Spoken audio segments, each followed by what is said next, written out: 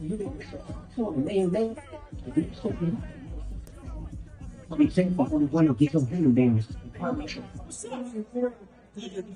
day I'm hustling. What's up, nigga? You know, press this on your thing. You know what's up.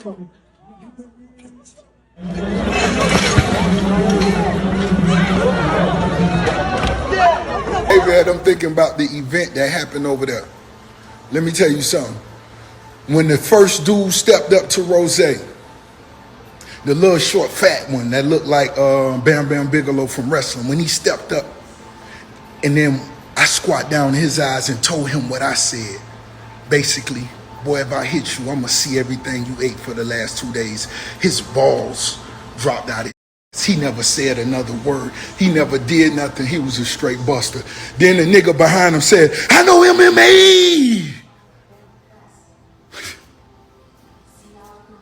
And then I got hit with a drink. I'm still convinced ain't no nigga punched me. Somebody said, Rose, the nigga tried to punch you. He hit you. I say, nah.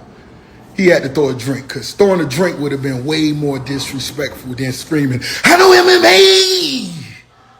Man.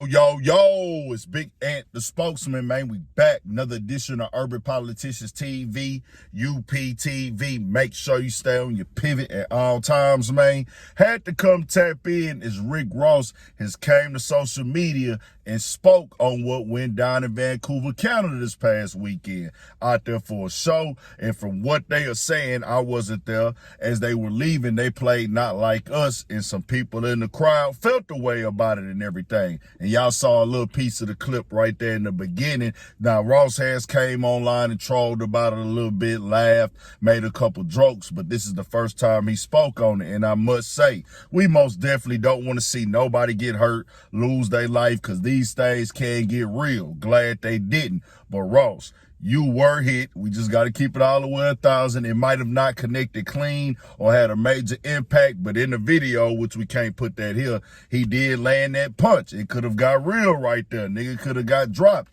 And that would not make Ross weak. That don't make nobody weak for getting hit, getting punched, or losing a squabble, because these things can go left. They were clearly outnumbered, and we don't know how many people would have hopped in that crowd. They were undermanned, and they didn't have a whole crew and the entourage there as well. And plus, also, even if Ross wasn't hit, at the end of the day, people that came with him, his homies, his crew, they were hit. The security guard, the bouncer that was with y'all, or the bodyguard, he was kicked and punched all in his face. One of the homies took a real bad situation, and even his DJ was hit several times as well at one point of it, where he in the end was able to get up and walk off on his own and stuff like that. But dog, they took an L out there, and whether Ross was hit or not, nobody with you supposed to get hit. The thing is to avoid these situations. Ross is gonna troll. Ross is gonna joke. That's just who he is. He is gonna always make fun of these type of situations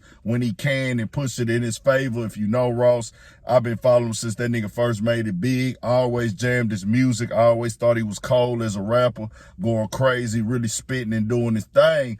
But Ross, and when he get in beefs, he getting back and forths, he gonna always find a way to joke and troll about it and things like that. But this right here could have ended very badly, bro. Boys could have got hit up, stomped on, kicked, punched. You got to move correctly. Now, I don't know exactly who these guys are.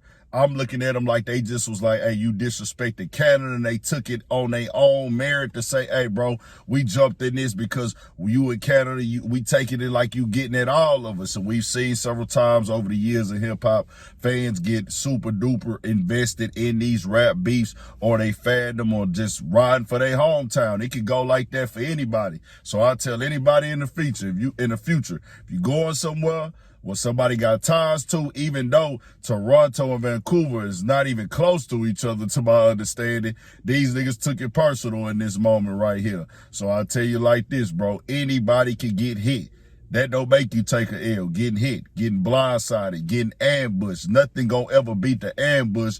Your whole goal in these type of situations is doing your best to avoid them to where you can be properly prepared. Maybe when Ross go out of town, he can't have 4 and 5 different people with him there just for security plus a few entourage members to be on point and everything like that. But walking through these crowds, these things get dangerous, bro.